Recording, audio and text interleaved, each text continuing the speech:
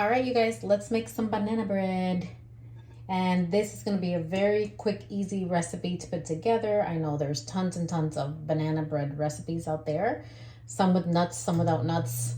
I'm just going to show you the most simple version that I have and I make all the time. So this right here is the equivalent to 3 medium-sized bananas. They're very, very ripe and I've mashed them in here already. And we're just going to dump everything in here, okay? Dump and stir. So that's quick. We have some butter and I've melted the butter. You can use oil if you want to make it vegan, or you just don't want to do dairy. You can use olive oil, you can use coconut oil. There are some vegan butters out there as well. This is just good old regular butter that I've melted, and this is unsalted butter.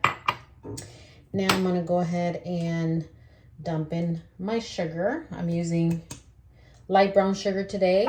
You can use white sugar, you can use dark brown sugar, you can use coconut sugar, but that's what I had.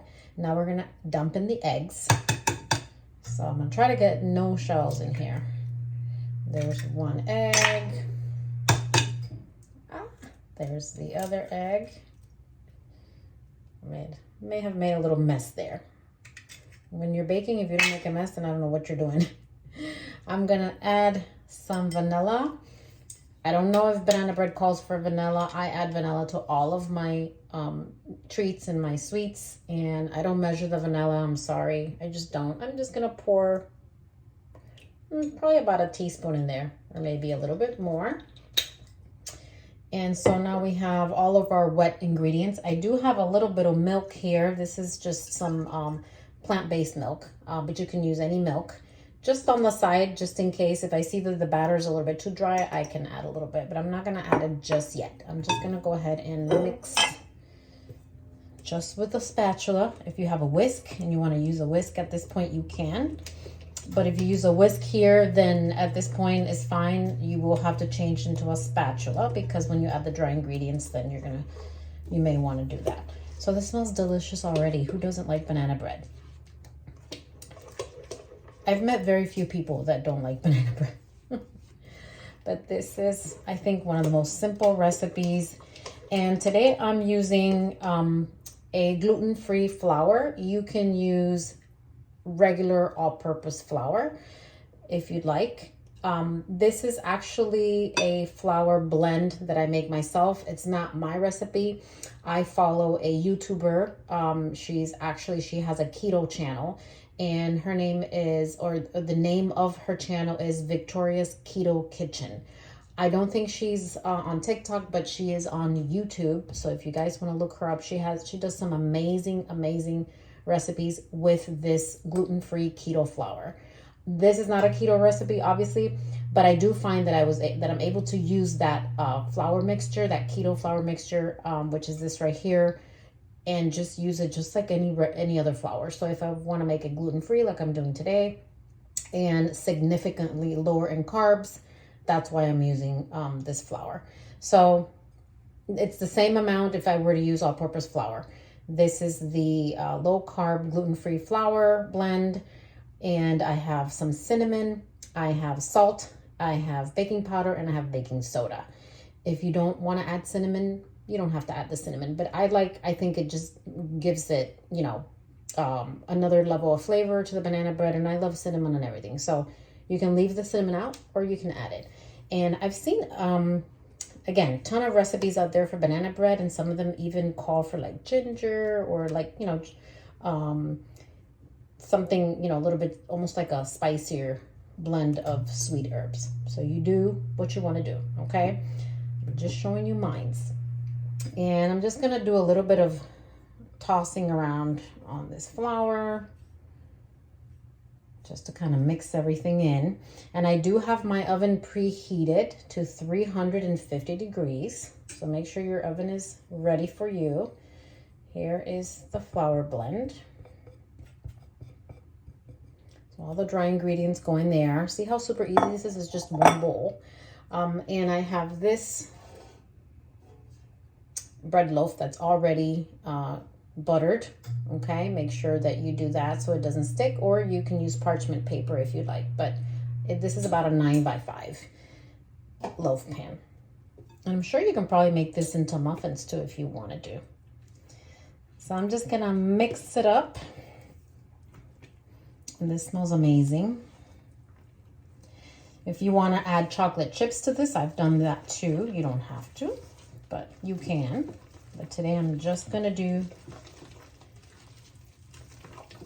the banana nut version of this. And I do have, these are pecans that I have chopped here. This is about a cup or 3/4 of a cup. You can add about 1/2 cup if you don't want that many. I like a lot. If you don't have pecans, you can add walnuts, or you can just omit them and not add them at all. Okay, so see how quickly this mixture came together?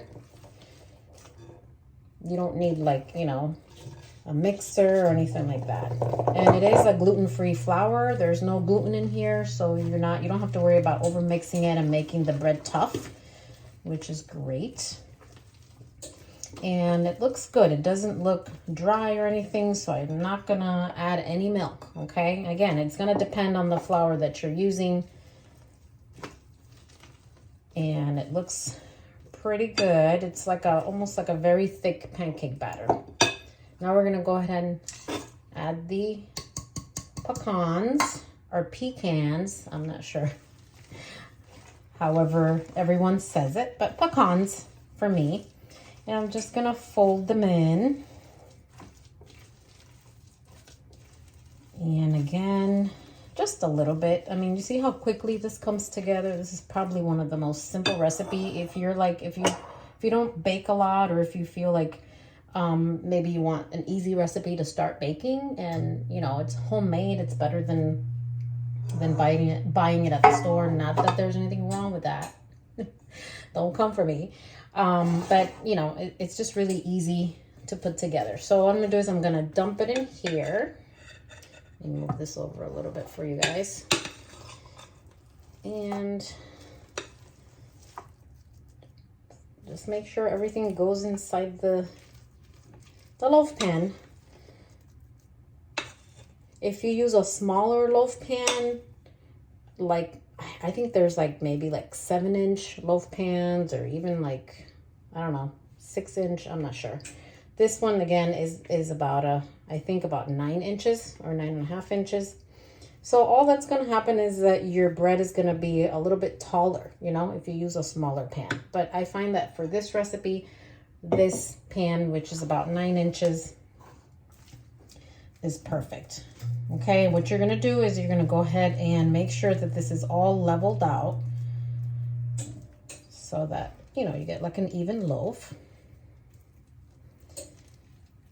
And this is gonna be a while, okay? Usually about 50 minutes to an hour. You wanna make sure that after about 50 minutes, you check on it, stick a toothpick in it, and if it comes out dry, then it's ready. If it comes out a little moist, which is how I like, it's done for me. Because remember, there's bananas in here, so bananas are going to be moist, okay? So don't overdo it. It may be done at 50 minutes, depends on how hot your oven runs. So 350, I'm gonna put it in there for 50 minutes, and then I'm gonna come back and show you guys what it looks like. Okay. In the oven. Okay, so this is exactly 50 minutes in the oven. Let's check it. It's perfect. Just a tiny bit of dough. So it's ready. Now we're gonna let it cool completely before you take it out of this pan. Good morning. So it's the next day after I made my super simple and delicious banana bread that I showed you guys. And what I did was I wrapped it up in plastic wrap once it cooled completely, and I left it on the counter overnight. You can cut into it right away as soon as it cools down if you want to. I'm sure it will be delicious that way too. But in my experience, it tastes so much better, and the texture is so much better when you just wrap it in plastic wrap and leave it overnight and cut it the next day. So if you can wait that long to eat it, you can do that. And I'm gonna have a slice of this for breakfast now. I'm gonna show you how I eat it. All right, you guys, so I sliced the end piece of the bread. I have to just show you. Oh my God. The texture is perfect. And it smells amazing. Look at that. Oh my God. All right. Now, this is how I like to eat it. This is just me. You eat it however you like it. I like to put a little bit of almond butter on top. Just adds some protein, especially like if this is what you're having for breakfast. It's a good idea to have some protein on it. And I love almond butter.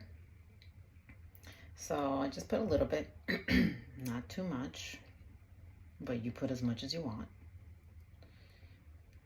Oh my goodness. All right. And then I love jams. I usually have strawberry, blackberry, raspberry, or maybe sometimes just like some fruit on top. But today I have this delicious organic blackberry preserve. And I'm just gonna put a little bit on it. Just like a little bit here and a little bit there. Oh my God, I love it.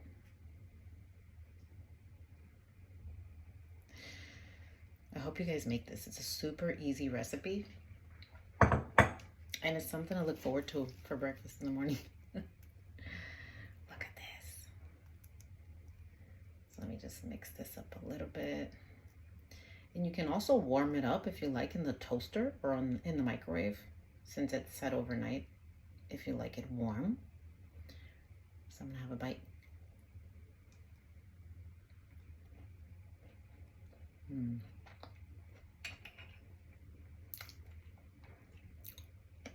Delicious. Try it, you guys.